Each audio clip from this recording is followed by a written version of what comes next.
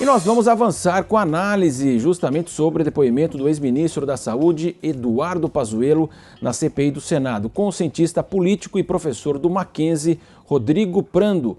Muito boa tarde, Rodrigo. Muito boa tarde, Marcelo. Prazer falar contigo. O prazer é nosso. Na sua avaliação, nós tivemos aí dois tempos aí para Pazuello. Ele complicou a vida do governo ou conseguiu se sair bem? Olha, Marcelo, eu acho que o depoimento de Eduardo Pazuello, do ex-ministro, ele tem duas dimensões. Uma que é a forma e a outra que é o conteúdo. Eu acho que na forma o ministro Pazuello foi muito bem. Eu acho que ele até frustrou os opositores do governo, os adversários, acreditando que ali, ao ser indagado de forma veemente pelos senadores, ele perderia a paciência, poderia atrapalhar, colocar alguma dificuldade maior. Então, nesse sentido, formalmente o depoimento dele foi bom. Até então, né, tá acontecendo ainda, tem sido bom.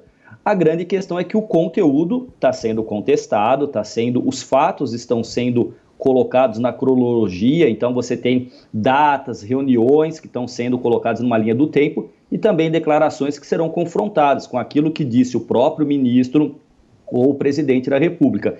Então, este aspecto do conteúdo das declarações será, portanto, o objeto do relator, né, nesse relatório final que será colocado. Então, para isso a gente tem que aguardar. Mas até o momento, aqueles que esperavam que o Pazuello se enrolasse, tivesse algum problema, se frustraram. Então, vale ressaltar que essas semanas que ele teve, provavelmente foi preparado, né, juridicamente, com media training, então isso fez um efeito importante para o depoimento do ex-ministro.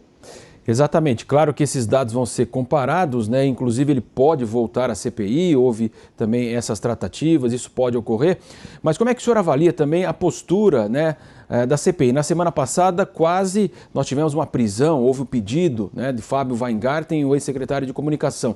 Nessa semana a gente observa uma nova postura do relator Renan Calheiros e também dos opositores na CPI.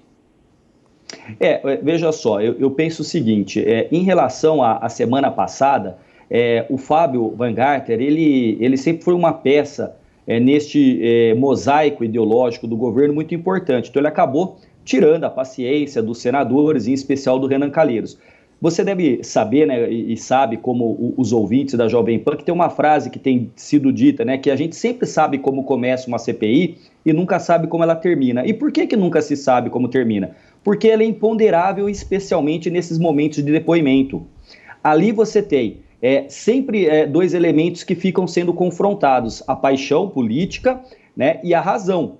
E aí os fatos transitam entre paixão e razão e muitas vezes as pessoas se alteram, ficam nervosas, elevam um tom de voz, e tem aqueles que são mais calmos, comedidos. A grande questão é que, como são atores políticos, todos os senadores ali são referendados pela legitimidade do voto, eles estão fazendo um trabalho. Os depoentes testemunham. Então, para mim, houve sim uma mudança, né, da semana passada para cá, e vale ressaltar que Pazuello chegou a esta CPI respaldado por um habeas corpus concedido pelo ministro Ricardo Lewandowski. E, salvo melhor juízo, utilizou o direito de ficar em silêncio apenas ontem, numa colocação da senadora Elisiane. Tirando isso, ele respondeu, essas respostas estão sendo analisadas, estão sendo compiladas. Eu acho agora que é impossível você prever o resultado, porque cada um que vai depor se apresenta de uma maneira e a temperatura e as paixões podem diminuir ou aumentar de acordo com o ambiente, com o momento, né?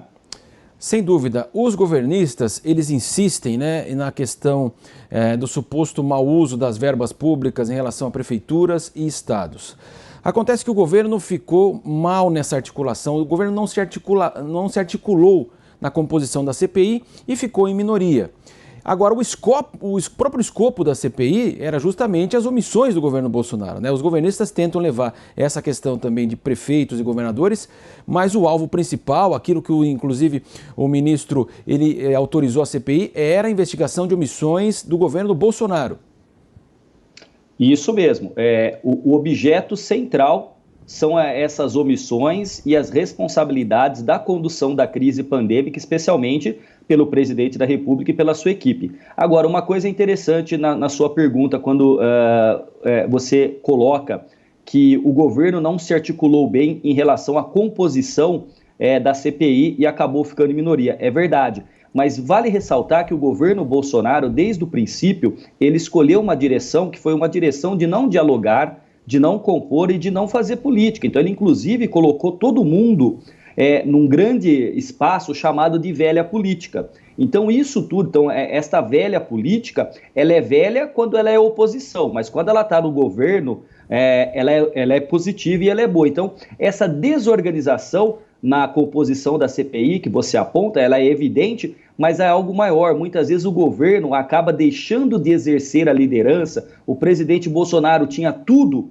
para, como presidente na pandemia, assumir, inclusive com uma postura de militar que teve treinamento, assumir o vírus como inimigo e atacar o vírus. E o presidente optou por, na verdade, atacar temas da ciência, o distanciamento social, o uso de máscara, as vacinas, e agora a situação é muito ruim para o governo. Não dá para saber o resultado? Claro que não dá.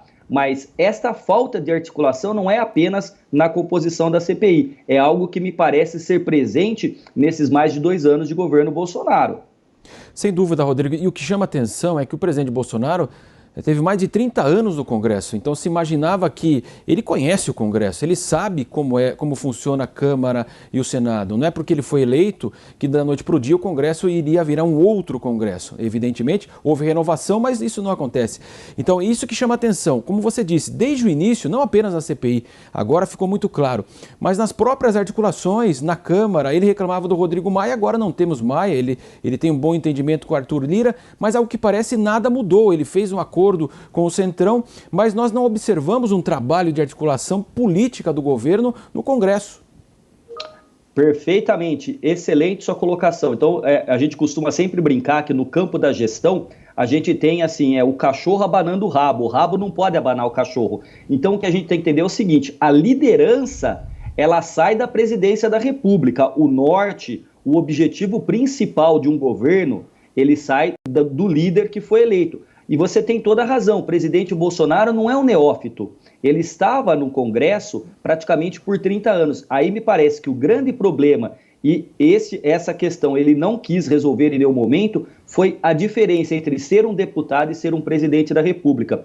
Muitas vezes eu tenho a impressão que o presidente se sente muito mais confortável na condição daquele deputado que usava de palavras, de ataques mais duros e que chamava atenção nas redes sociais e esqueceu que essencialmente ele é o presidente do Brasil e na função institucional de presidente ele é chefe do executivo. Diferente do legislador, como ele era um deputado, ele estava lá na legislatura, aqui ele tem responsabilidades. Então tem que partir primeiro dele para que depois a equipe dos seus ministros que o assessoram possam ter um norte. Inclusive hoje na CPI, uma das senadoras acabou fazendo uma colocação que é interessante, que parece que cada ministério é uma ilha.